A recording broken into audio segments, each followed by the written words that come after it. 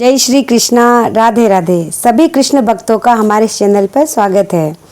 निर्जला एकादशी जो सभी एकादशियों में सर्वश्रेष्ठ है।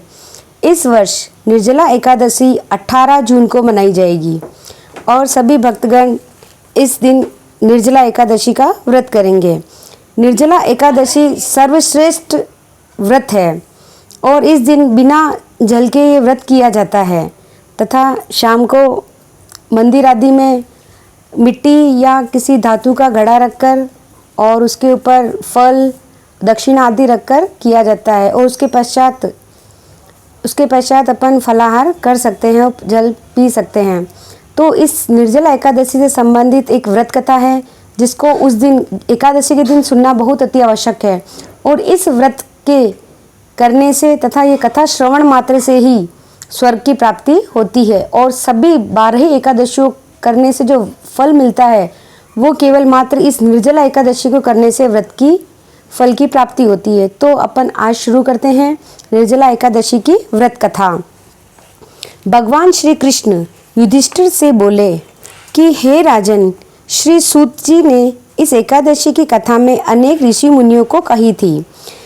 यह व्रत कथा है। एक बार पांडु पुत्र भीम ने अपने पूज्य पितामह व्यास जी से भी निर्जला एकादशी की कथा का वृतांत जानने की जिज्ञासा प्रकट की थी।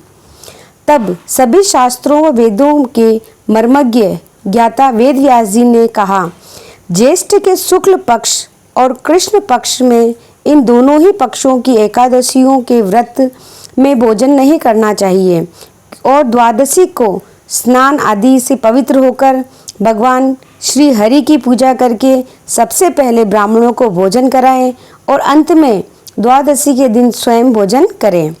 भीमसेन कहने लगे कि हे पितामह, मैं विधिवत भगवान की पूजा आदि तो कर सकता हूँ, दान भी दे सकता हूँ, परंतु भोजन के बिना नहीं रह सकता। इस पर व्यास जी ने कहने लगे, हे भीमसेन, यदि तुम नरक को बुरा और स्वर्ग को अच्छा समझते हो तो हर माह की 2 एकादशियों को अन्न ग्रहण ना किया करो। भीमसेन कहने लगे कि हे पितामह, मैं तो पहले ही कह चुका हूँ कि मैं भोजन के बिना नहीं रह सकता हूँ, क्योंकि मेरे पेट में वृक्क नामक अग्नि सदा प्रज्वलित रहती है। भोजन करने से वह शांत रहती है। अतः आप मुझको कोई ऐसा व्रत बताइए जो वर्ष में केवल एक बार ही करना पड़े और मुझको स्वर्ग की प्राप्ति हो जाए। व्यास जी कहने लगे, हे पुत्र, बड़े बड़े ऋषियों ने अपने शास्त्र आदि बनाए हैं। उन शास्त्रों में लिखा है कि मनुष्य को दोनों पक्षों की एकादशी का व्रत करना चाहिए, जिससे उन्हें स्वर्ग की प्राप्ति होती है। श्री व्यास जी के वचन सुनकर भीमसेन नरक में जाने के भय से भयभीत हो गए और कांप कर कहने लगे, अब मैं क्या करूं? मास में 2 व्रत तो मैं नहीं कर सकता, अतः आप मुझे वर्ष में कोई एक ऐसा व्रत बताइए जिसको करने से मेरी मुक्ति हो जाए।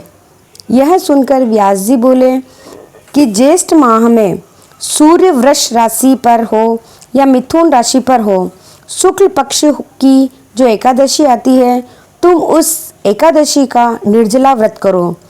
इस एकादशी के व्रत में स्नान और आचमन के अलावा जल वर्जित है, इसलिए इस व्रत को निर्जला एकादशी कहते हैं। आचमन में केवल 6 मास से जल से अधिक नहीं होना चाहिए, अन्यथा वह मद्यपान के समान हो जाता है। इस दिन भोजन करने से व्रत नष्ट हो जाता है।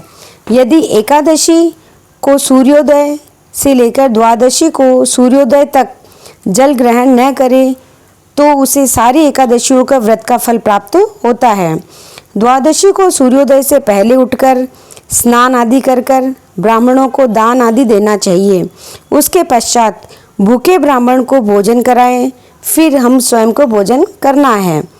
इस एकादशी का फल वर्ष की संपूर्ण एकादशियों के फल के बराबर होता है। व्यास जी कहने लगे कि भीमसेन, यह मुझको स्वयं भगवान ने बताया है कि इस एकादशी का पुण्य समस्त तीर्थों और दानों से भी अधिक श्रेष्ठ है। केवल एक दिन मनुष्य निर्जल रहने से अपने समस्त पापों से मुक्त हो जाता है जो मनुष्य निर्जला एकादशी का व्रत करते हैं उनको मृत्यु के समय यमदूत आकर नहीं घेरते हैं, बल्कि भगवान के दूत स्वयं उनको पुष्पक विमान में बिठाकर स्वर्ग ले जाते हैं। अतः संसार में सबसे श्रेष्ठ निर्जला एकादशी का व्रत है, इसलिए यत्न पूर्वक इस व्रत को करना चाहिए। उस दिन ओम नमो भगवते वासुदेवाय इस मंत्र का उच्चारण करना चाहिए तथा गौ का दान करना चाहिए। इस प्रकार व्यास जी की आज्ञानुसार भीमसेन ने इस व्रत को किया, इसलिए इस एकादशी को भीमसेनी या पांडव एकादशी भी कहते हैं। निर्जला व्रत करने से प्रथम भगवान का पूजन करके यह प्रार्थना मन में करनी चाहिए कि हे भगवान, आज मैं श्रद्धापूर्वक निर्जल व्रत रहकर दूसरे दिन भगवान का भोजन करूँगा, अगले दिन भोजन करूँगा। हे भगवान, अतः आपकी कृपा से मेरे सब पाप नष्ट हो जाए। इस दिन जल से भरा हुआ घड़ा, एक घड़ा वस्त्र ढककर स्वर्ण सहित दान करना चाहिए। जो मनुष्य इस व्रत को दोपहर में स्नान तप आदि करके करते हैं उनको करोड़ पल सोने के दान का फल मिलता है, और इस दिन यज्ञ करने से उसको फल तो वर्णन ही नहीं किया जा सकता। निर्जला एकादशी के व्रत से मनुष्य विष्णु लोक को प्राप्त होता है। जो मनुष्य इस दिन अन्न खाते हैं वे चांडाल के समान होते हैं, वे अंत में नरक में जाते हैं। ब्रह्म हत्यारे, मदिरा पान करने वाले, चोरी करने वाले या गुरु के साथ द्वेष करने वाले इस व्रत को करने से उन सबको भी स्वर्ग की प्राप्ति होती है। हे भीमसेन, श्रद्धा पूर्वक इस व्रत को करने का प्रथम भगवान का पूजन करें, फिर गोदान करें, फिर ब्राह्मणों को मिष्टान व दक्षिणा दान में दें तथा जल से भरे हुए कलश का दान अवश्य करना चाहिए। निर्जला एकादशी के दिन अन्न, वस्त्र, पात्र, छत्री, जूते आदि का भी दान कर सकते हैं। जो मनुष्य भक्ति पूर्वक इस कथा को पढ़ता है और सुनता है, निश्चित रूप से उन सभी भक्तों को स्वर्गलोक की प्राप्ति होती है। आपने अंत तक इस कथा को सुना, उसके लिए श्री हरि की कृपा आपके ऊपर बनी रहे। जय श्री कृष्णा, राधे राधे।